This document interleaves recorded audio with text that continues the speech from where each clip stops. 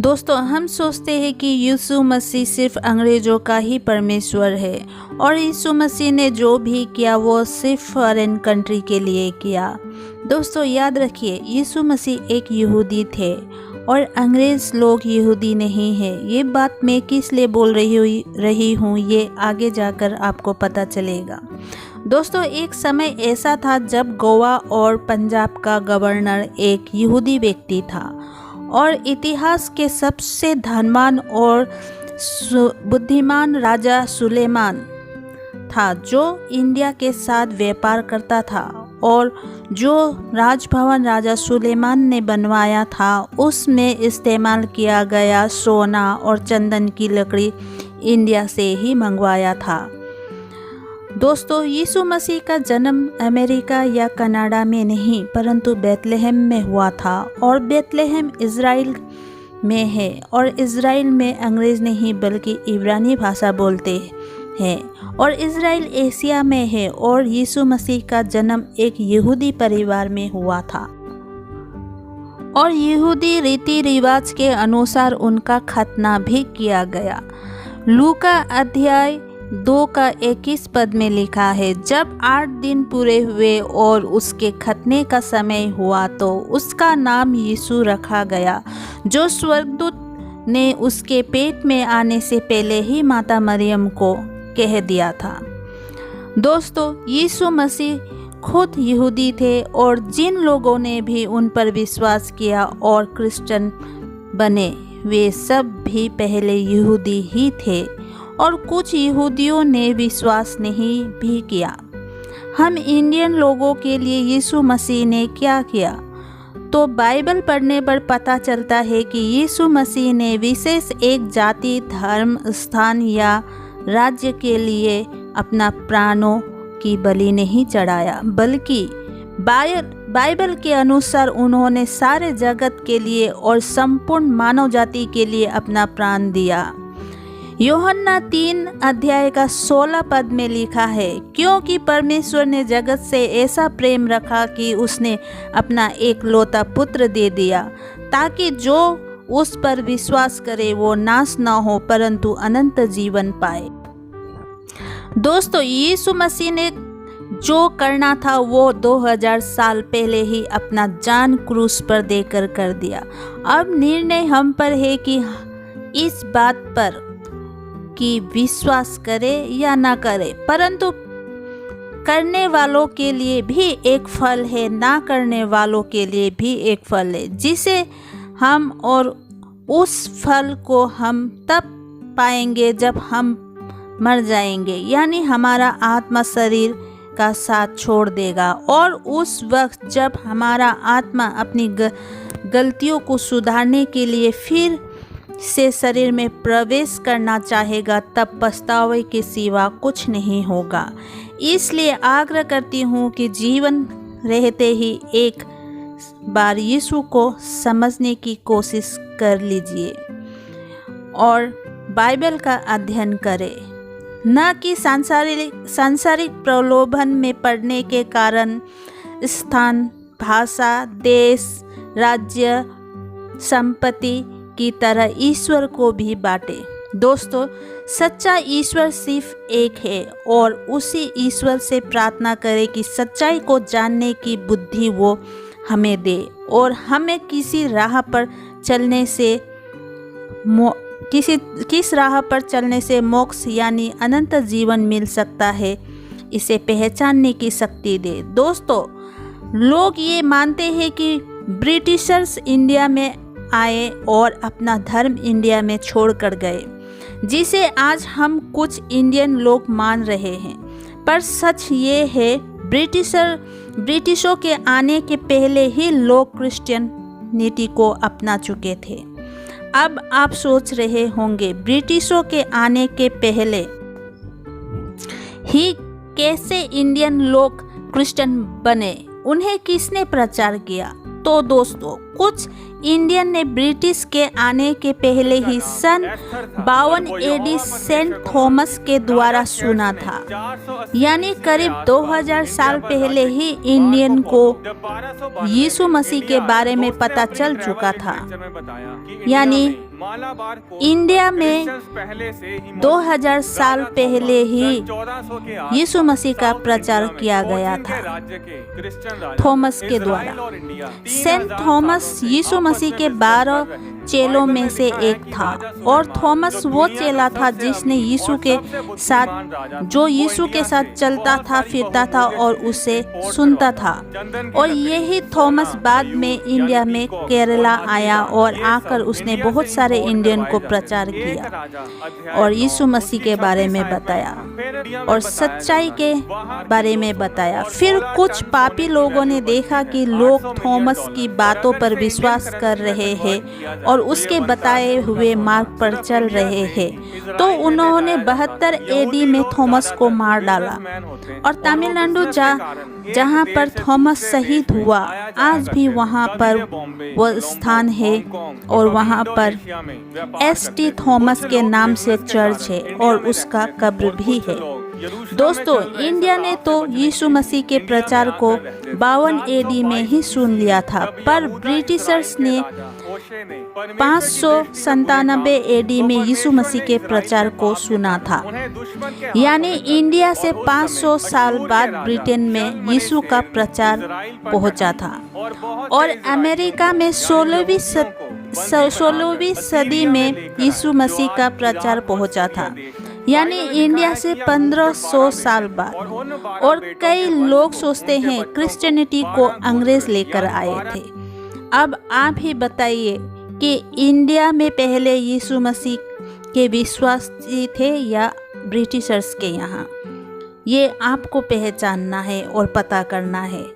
इतना तो सिर्फ हिस्ट्री पढ़ने पर भी पता चल जाएगा कि इंडिया का परमेश्वर के साथ कितना पुराना संपर्क है, या फिर यीशु मसीह के साथ कितना पुराना संपर्क है, या फिर यहूदियों के साथ कितना पुराना संपर्क है। यहूदी लोग इंडिया में करीब 3000 साल पहले से रह रहे हैं और बहुत से यहूदियों ने इंडियन आर्मी में रहकर इंडिया का सेवा भी किया। बाइबल की पुस्तक में एस्तर 1 अध्याय का 1 में लिखा है, श्रेय नामक राजा के दिनों में ये बातें हुई। यह वो श्रेय है जो 127 प्रांतों पर अर्थात हिंदुस्तान से लेकर कूश देश तक राज्य करता था। दोस्तों, राजा श्रेष्ठ राजा की पत्नी का नाम एस्तर था और वो यहोवा परमेश्वर को मानती थी। यानी जिस पिता परमेश्वर के बारे में यीशु मसीह कहा करते थे।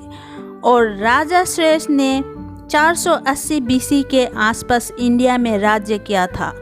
और दोस्तों, मार्को पोलो 1292 में इंडिया आया तो उसने अपनी यात्रा पुस्तक में बताया कि इंडिया में मालाबार पोस्ट में पहले से ही क्रिश्चियन लोग हैं।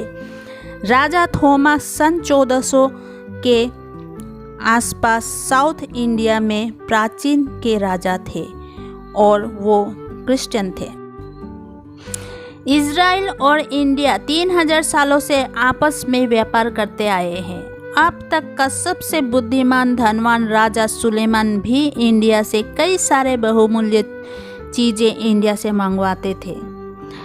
पहला राजा 9 अध्याय का 26 और 27 पद में लिखा है, फिर राजा सुलेमान एस्योन गेबर में जो एदोम देश में लाल समुद्र के किनारे के पास है जहाज बनवाए और जहाज़ों में हीराम ने अपने अधिकार के मल्लाहों को जो समुद्र की जानकारी रखते थे सुलेमान के सेवकों के संग भेज दिया। उन्होंने ओपीर को जाकर वहां से 420 की कार सोना राजा सुलेमान को लाकर दिया। ओपीर एक स्थान का नाम है जो इंडिया में बताया जाता है। दोस्तों, यहूदी लोग ज़्यादातर बिजनेस करते थे और इसी कारण वो लोग अलग अलग देशों में यात्रा करते थे। इनमें से कुछ लोग व्यापार के कारण इंडिया में रहते थे और कुछ लोग यरूशलेम में सताव के कारण इंडिया में रहते थे। 722 ईस्वी में जब यहूदा इज़राइल का राजा होशेस ने परमेश्वर की दृष्टि में बुरा काम किया, तब परमेश्वर ने गुस्से से इज़राइल को दुश्मन के हाथों में सौंप दिया और उसी समय अश्शूर का राजा सलमनीसेल ने इज़राइल पर चढ़ाई की। बहुत से इज़राइली को बंदी बनाकर असीरिया लेकर आया, जो आज इराक और सीरिया देश के नाम से जाने जाते हैं। बाइबल के अनुसार याकूब के 12 बेटे थे और 12 बेटों को 12 गोत्र कहा जाता है। सारे इज़राइली लोग उन 12 बेटों का ही वंश है। जब अश्शूर के राजा ने इज़राइल पर हमला किया था तो उन्हीं 12 बेटों में से 10 बेटों के गोत्र को ही बंदी बनाकर ले गया था और उसके बाद वो 10 बेटों के गोत्र कभी इज़राइल वापस नहीं जा पाए और उन 10 गोत्र को ही 10 खोए हुए गोत्र भी कहा जाता है। और इन 10 गोत्र में से एक गोत्र मनश्शे था जो कि इंडिया में पाया गया। नॉर्थ ईस्ट इंडिया के मिजोरम और मणिपुर में मनश्शे के गोत्र के लोग आज भी रहते हैं और आज उन्हें बने मनश्शे कहा जाता है। इंडिया के बड़े बड़े शहरों में आज भी यहूदी लोग रहते हैं और क्रिश्चियनिटी को मानते हैं। अब यहूदी और क्रिश्चियन में ये फ़र्क है कि जब आदम के पाप करने पर परमेश्वर ने यह वचन दिया था कि मसीह इस धरती पर जन्म लेगा और शैतान के सिर को कुचलेगा, आदम के पाप के कारण ही मौत और श्राप इंसान के जीवन में आया। उसी श्राप और मौत को यीशु मसीह खत्म करेगा। आदम के पाप और परमेश्वर के द्वारा दिए गए वचन के बाद 4000 साल बाद लोग परमेश्वर के वचन को भूल गए, पर परमेश्वर के कुछ चुने हुए लोग यानी नबियों भविष्यद्वक्ताओं को लोगों के पास भेजा गया और वे ही लोग मसीहा के आने का प्रचार करते थे। इसी भविष्यवाणी में वे लोग यीशु के जन्म के काम और मृत्यु के बारे में कहा करते थे। फिर समय आने पर परमेश्वर ने अपने पुत्र यीशु मसीह को एक कुंवारी कन्या के गर्भ के द्वारा धरती पर भेजा और यीशु मसीह पर कई यहूदियों ने विश्वास किया, परंतु कुछ धर्म के ठेकेदारों ने यीशु पर विश्वास नहीं किया और कई इल्ज़ाम लगाया, पर एक भी साबित नहीं कर पाए। आखिर में उन्होंने जलन और बैर के कारण यीशु को सूली पर चढ़ा दिया, पर यीशु मसीह मरने के तीसरे दिन जी उठे और 40 दिन लोगों के साथ रहकर वापस जिंदा ही स्वर्ग पर चले गए। अब यहूदियों का ये कहना है जिस मसीहा का आने का वादा परमेश्वर ने किया था वो यीशु मसीह नहीं है। वे आज भी मसीहा का आने का इंतज़ार कर रहे हैं। वे सोचते हैं मसीहा आएगा, वो परमेश्वर का पुत्र है, इसलिए किसी राजा की तरह आएगा, किसी राजमहल में पैदा होगा और तलवार उठाकर इज़राइल के दुश्मनों के साथ लड़ेगा। और यीशु मसीह तो बिल्कुल विपरीत आए, कुंवारी कन्या से गौशाला के चरनी में एक सामान्य मनुष्य बनकर आए। इसी कारण कुछ यहूदी लोग आज तक परमेश्वर के पुत्र को नहीं पहचान पाए। यीशु मसीह पापियों को नष्ट करने नहीं बल्कि पाप मनुष्य के अंदर से नष्ट करने आए थे। दोस्तों, अंत में एक वचन गलातियों के 6 अध्याय का 7 पद में लिखा है, धोखा न खाओ, परमेश्वर ठट्ठे में नहीं उड़ाया जाता, क्योंकि मनुष्य जो कुछ बोता है वही काटेगा। जी हाँ दोस्तों, सच्चाई को आपसी भेदभाव या लालच के कारण पहचानने से इनकार न करें, नहीं तो बाद में इसी का अंजाम भोगना पड़ेगा। मैं फिर कहूँगी, शब्दों के हेराफेरी के कारण ईश्वर को जुदा ना करें। ईश्वर एक है और उसी ईश्वर से प्रार्थना करें कि सच्चाई पहचानने में आपको ज्ञान दे, आपको सही राह पर चलने के लिए वो राह दिखाए। तो दोस्तों, आज का ये वचन आपको समझ में आया होगा। सुनने के लिए धन्यवाद। पसंद आए तो प्लीज़ मेरे चैनल को लाइक, शेयर एंड सब्सक्राइब कीजिएगा। मेरे अगले वीडियो आने तक आप सबको जय मसीह।